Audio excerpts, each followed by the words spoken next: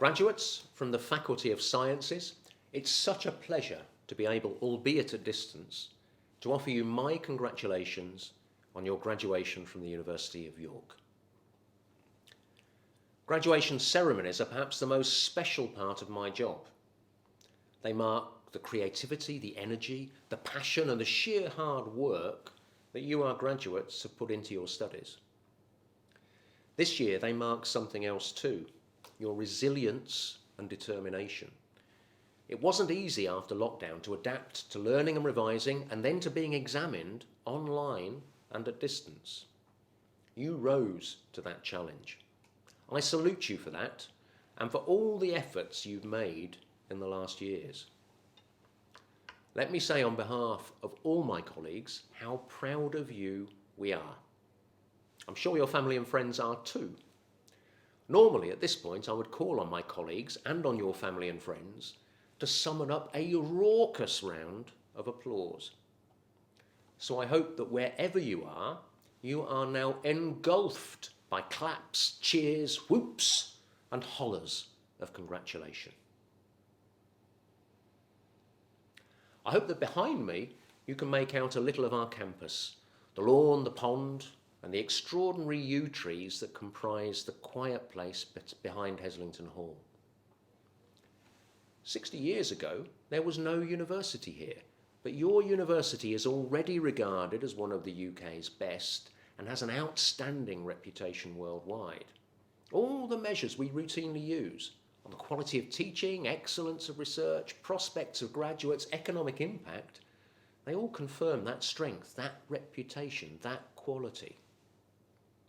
That quality has a lot to do with our values. Our founders set up the university for public good. Our students were not just to be technically proficient in their fields, but also to be able to apply their learning for the benefit of our society in the UK and internationally. And our research was intended not just to open up new knowledge, but also to apply that knowledge with and through its students for, I quote, the amelioration of human life and conditions, or in other words, for public good. What do those values mean for you, our graduates? Let me answer that question by recalling a conversation I had a while ago with a group of leading figures from across the public and private sectors. The conversation was about what qualities they felt our graduates should have in an era of rapid technological change. The consensus was that while technical skills to work with new technologies were important, they were in the end temporary because technology will move on and therefore secondary. What was more important was the ability to adapt, to apply critical thinking to new challenges, to collaborate, to be comfortable in different settings, public or private sector, in different places, in different cultures. What we want from your graduates, one of them summed up, is wisdom. Wisdom, the ability to think and act using knowledge, experience, understanding, and insight. You, some of the graduates we were imagining in that conversation, do not graduate only with proficiency in your subjects. You graduate also with the building blocks of that wisdom. You are, as the motto at the foot of the university crest suggests, at the threshold of wisdom. You graduate from a university which brings together students from a wide array of academic disciplines, all of them with an eye on the public good that their knowledge can contribute to. As a result, you will have encountered different ways of understanding the world around us and what you can do to help it flourish in future.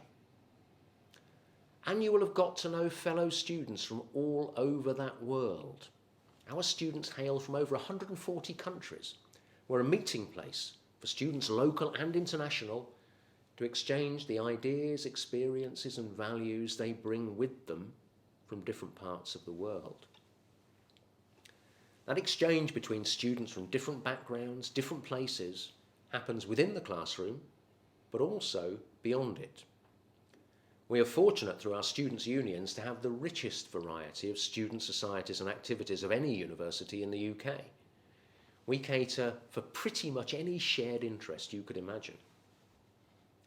Many of those shared interests look outward to address challenges our society faces, whether through community volunteering in and around York, campaigning on the crucial issues of our time like climate change, or building international understanding.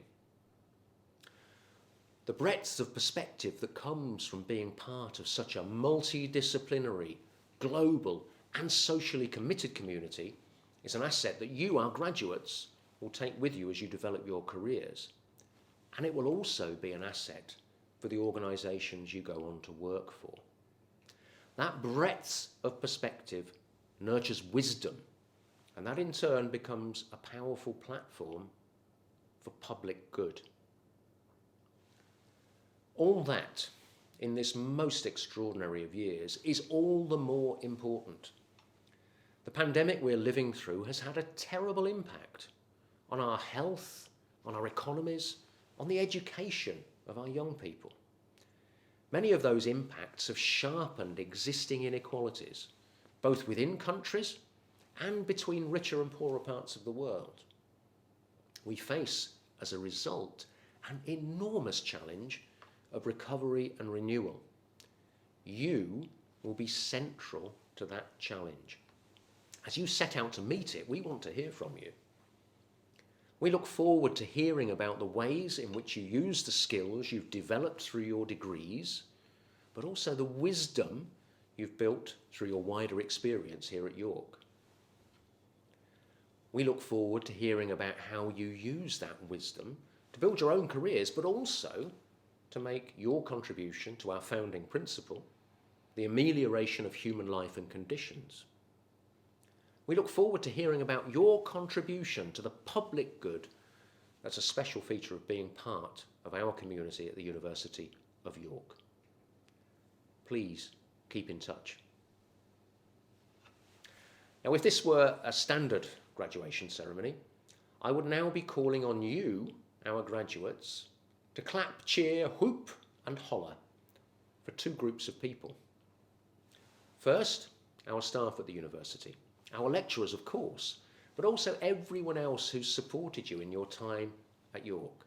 Departmental staff, technicians, librarians, cleaners, and many more. And second, your family and friends. I suspect they may have helped you from time to time during your period here at the university, providing advice, companionship, the occasional shoulder to cry on, laundry services, and no doubt a little bit of money here and there. So graduates, wherever you are, will you raise the roof for our staff here at the university and for your family, friends, and supporters? Thank you. As I close, I will make a commitment to you. We will invite you and your family and friends back, when it's possible to do so, to celebrate your graduation in person, in full academic dress, in our magnificent Central Hall. I look forward very much to that day. Until then, I wish you every happiness and success as you enter the next phase in your lives. And I'm delighted we now have two distinguished honorary graduates from a few years ago to add their thoughts on the next phase of your lives to those you heard earlier from Carolyn Bertozzi. Firstly, Baroness Hale, who recently completed her term as President of the Supreme Court of the United Kingdom, and then the acclaimed author Michael Morpurgo. Goodbye from me.